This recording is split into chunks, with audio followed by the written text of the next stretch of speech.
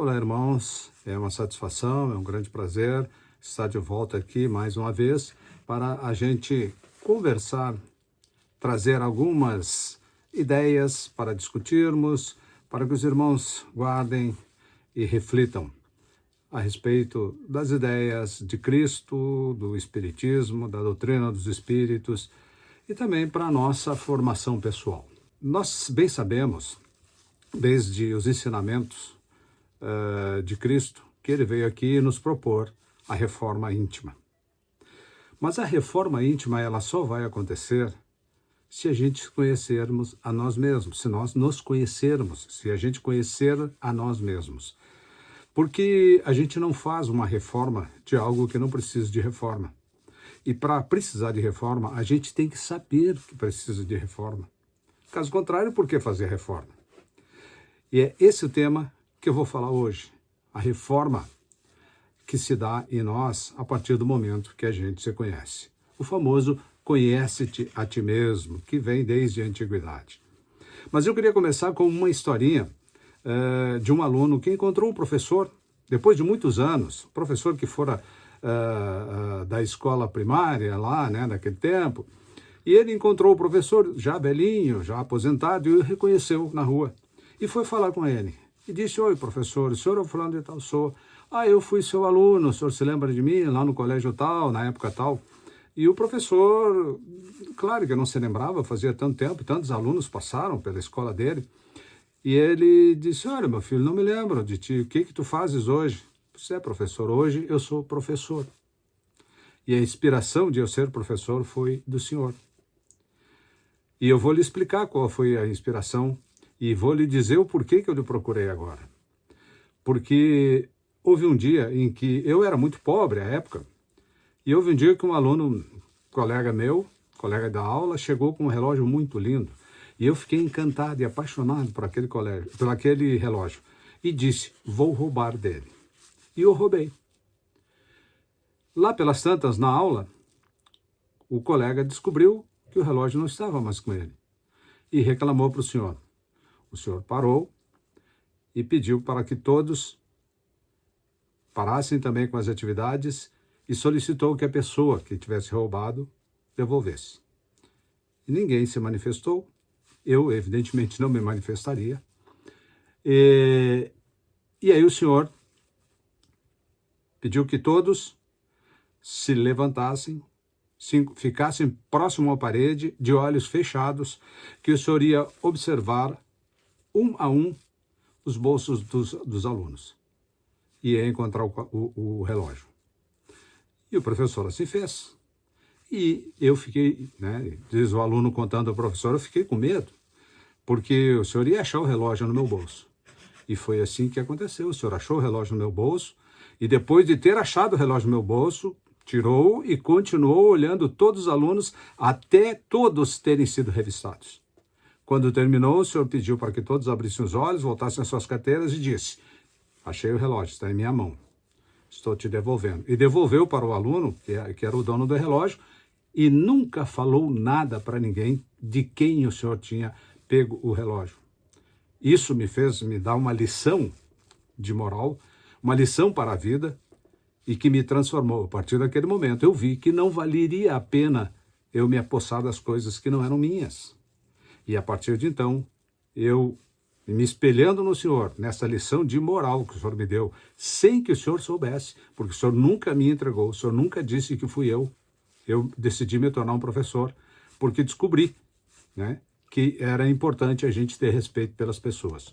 O senhor lembra disso, professor? Eu disse: olha, meu filho, disso, do fato do relógio eu me lembro, mas de ti eu não me lembro. Mas por que, professor? Porque eu também fechei meus olhos na hora em que eu fui revistá-los. Eu não sei quem tinha o relógio. O aluno chorou, evidentemente, agradeceu o professor e realmente entendeu que educar e educar-se é algo muito mais do que apontar dedo e do que culpar e responsabilizar. É dar a responsabilidade para a pessoa. E esse aluno aprendeu. Nós nos questionamos então.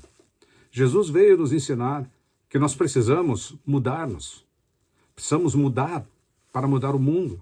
O mundo só vai mudar se nós mudarmos. Não vai vir algo de cima que vai cair aqui, um paraquedas, e vai dizer assim, a partir de agora o mundo mudou. Agora tudo é bonito, tudo é certo, tudo é maravilhoso. Isso só vai acontecer quando cada um de nós estivermos atingido essa plenitude de entendimento. E é por isso que é importante a gente se conhecer.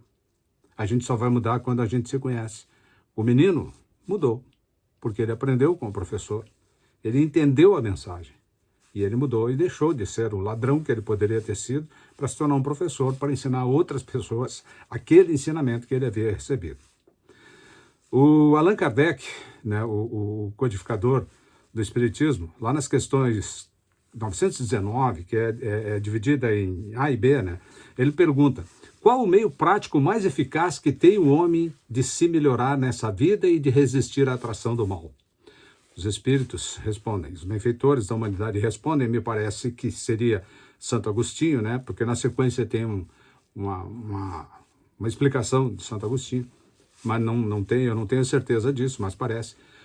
Ao que os benfeitores da humanidade responderam a essa questão do Kardec. Um sábio da antiguidade vô-lo disse, conhece-te a ti mesmo. Então esse é o meio mais prático, mais eficaz que tem um homem de se melhorar nessa vida e de resistir à atração do mal. E quem é esse senhor, né, esse sábio da antiguidade? Né? Nós sabemos que Sócrates já se preocupava com isso, né, com essa questão. No século V a.C., 500 anos antes de Cristo. E ele já se preocupava com isso e dizia que antes do homem se preocupar em querer conhecer a origem da natureza, do universo, das coisas, deveria primeiro procurar conhecer-se a si mesmo.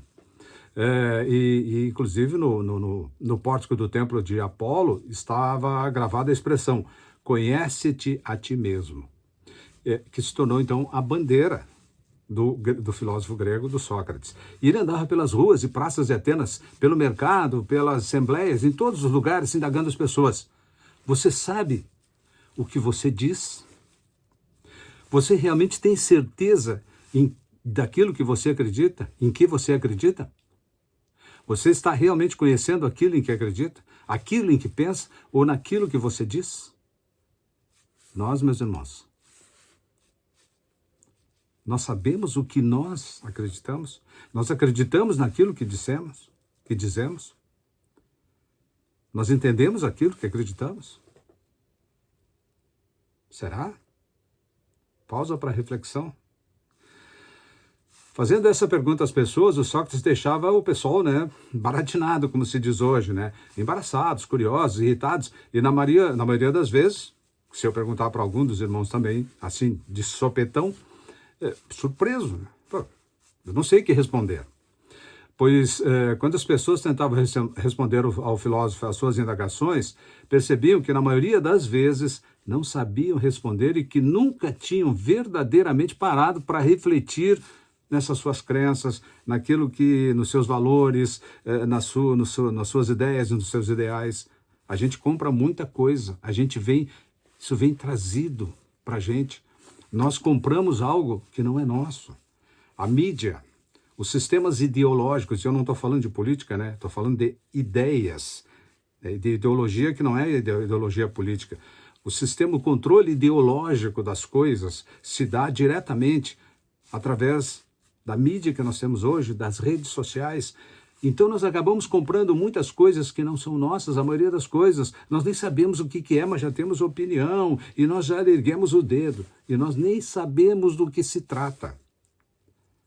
Por isso é importante a gente parar e fazer a reflexão necessária, cotidiana, né, daquela meditação que é dita, né, diária, de encostar a cabeça no travesseiro e repensar o seu dia, avaliar, pensar. Nós precisamos pensar mais, meus irmãos, porque senão nós vem tudo pronto para nós. Nós seremos massa de manobra, de interesses de todas as ordens, especialmente, inclusive políticos também, econômicos também, mas das hostes do mal.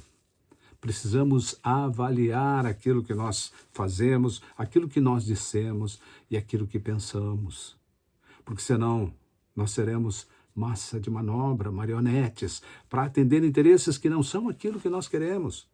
E depois não adianta dizer, mas não era isso que eu queria, não era assim que eu pensava. Porque nós nunca paramos para refletir, porque é mais fácil, a gente não precisa usar o cérebro.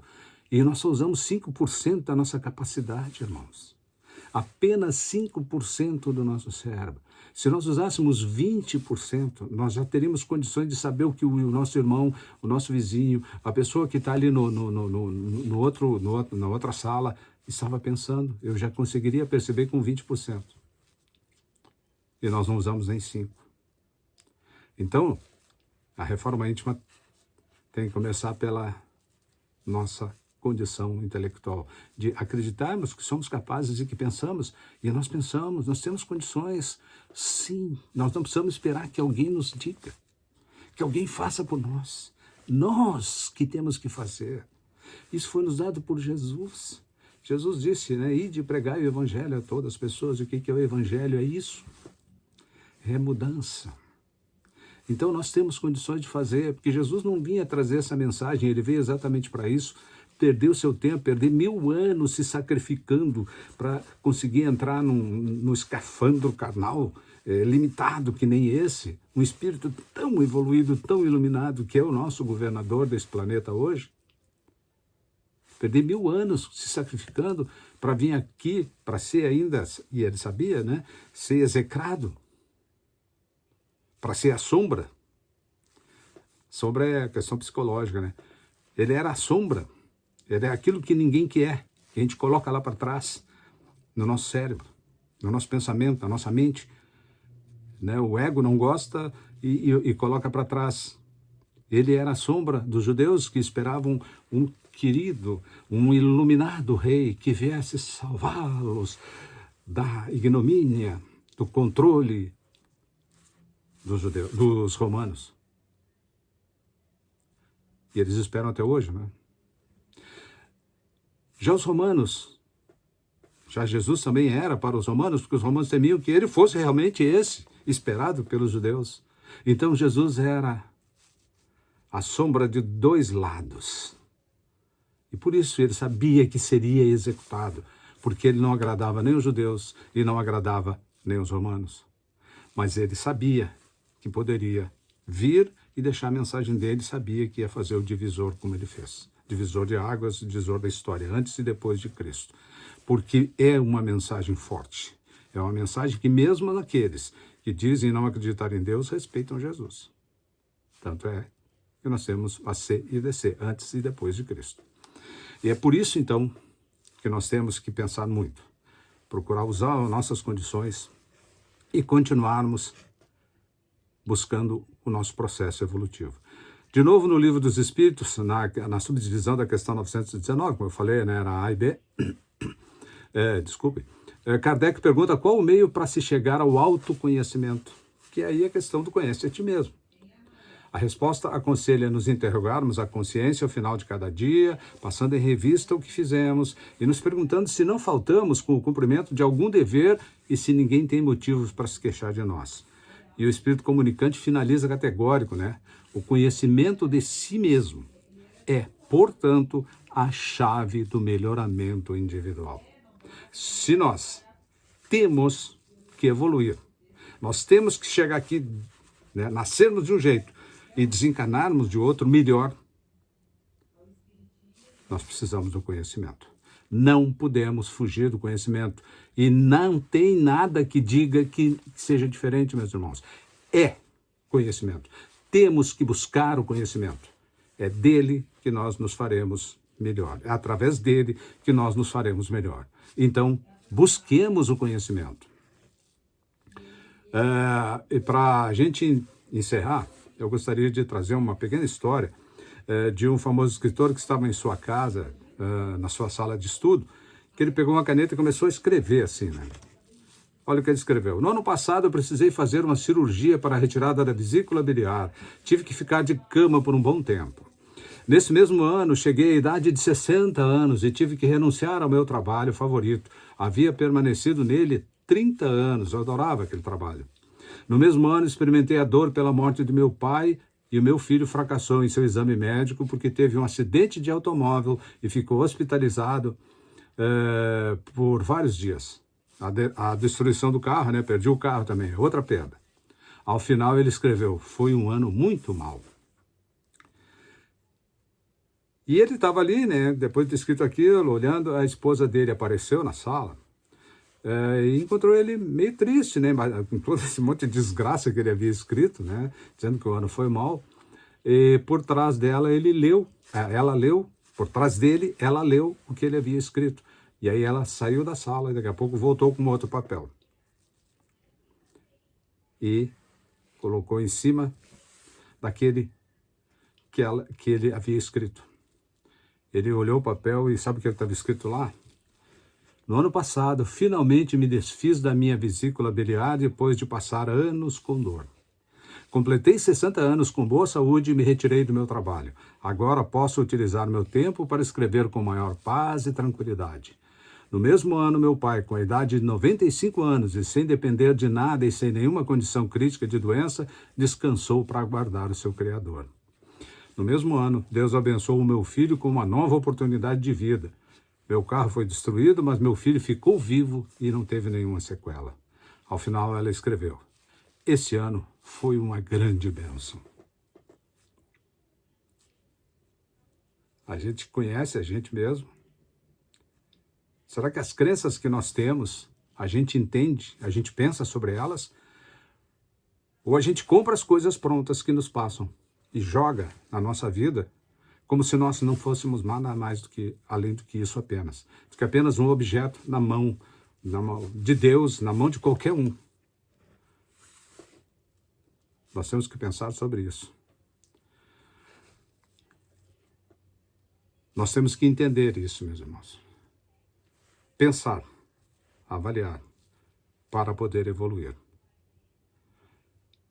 Porque no caso desse senhor, eram os mesmos acontecimentos, mas com um ponto de vista diferente, da forma de entender as coisas.